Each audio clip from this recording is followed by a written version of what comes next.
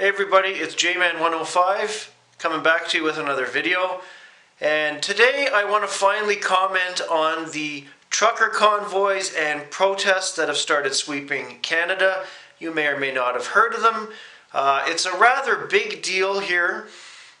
It started off with a bunch of truckers and smaller groups combining to protest on Parliament Hill in Ottawa and try to get vaccine mandates, mask restrictions, and anything else due to the pandemic, any kind of restrictions or mandates removed. Personally, I think this is a good idea, but there's a caveat involved with this with my support, as I'm only partially supporting it.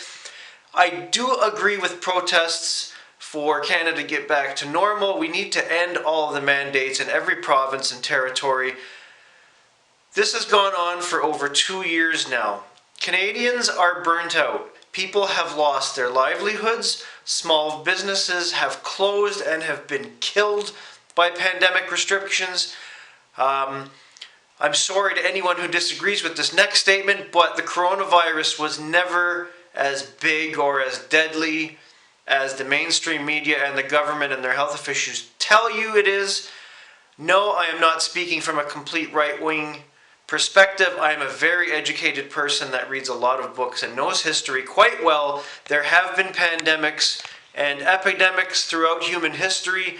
Yes, they've caused some trouble, but they have come to pass. We have learned to adapt and live with them, which we should be doing with the coronavirus. I'm under the opinion that a lot of the numbers of deaths due to the coronavirus have been fudged somewhat to instill more fear.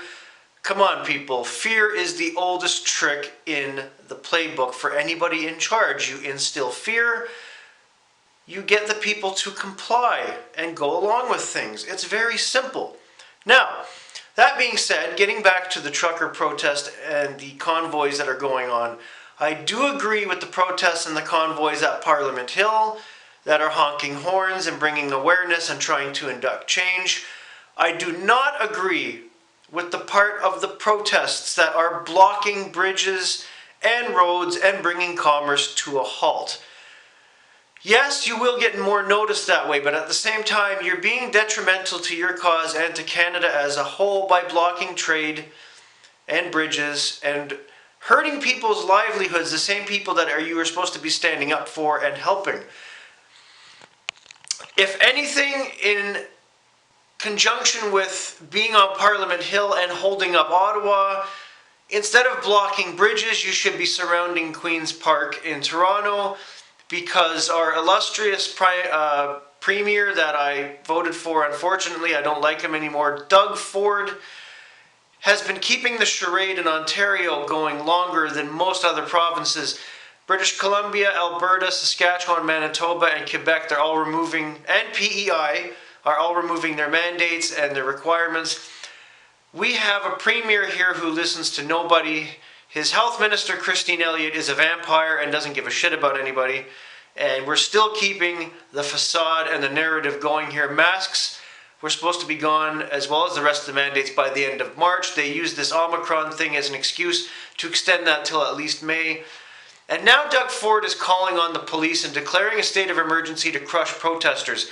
Doug, you're not above the Charter of Rights and Freedoms, and neither are the police. And if anyone wants to know why the police have hardly done anything in Ottawa or in Windsor or anywhere, is because the police, number one, cannot be ordered by a government to take extreme measures. Number two, the police are sworn to uphold the Canadian Charter of Rights and Freedoms. If you recall, when Doug Ford freaked out last year and gave the police extra powers to start detaining anyone that was just wandering around minding their own business, every police force in Ontario, except for the OPP, because they're a bunch of communists, rejected the extra power, saying we're not going to stop ordinary people and question them.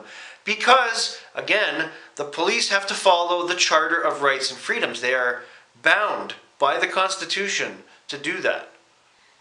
Nobody is above the Charter of Rights and Freedoms in this country, not even the Prime Minister. For him to try to circumvent it, he would have to bring a special motion through the House of Commons. It would have to be voted on by the House, and then it goes to the Senate, and then the Queen can overturn it. So you can see how we value our freedom and our rights in this country.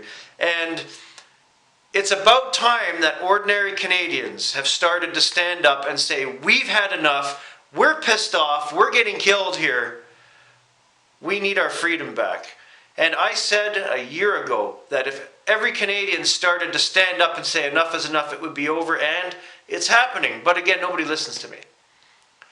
So truckers, keep protesting and keep doing your convoy. Do not block bridges or roads. You're pissing me off when you do that. That's not the way. Peaceful protests are the way to get it done, and we are allowed those rights as a free country. Have a great day, everybody.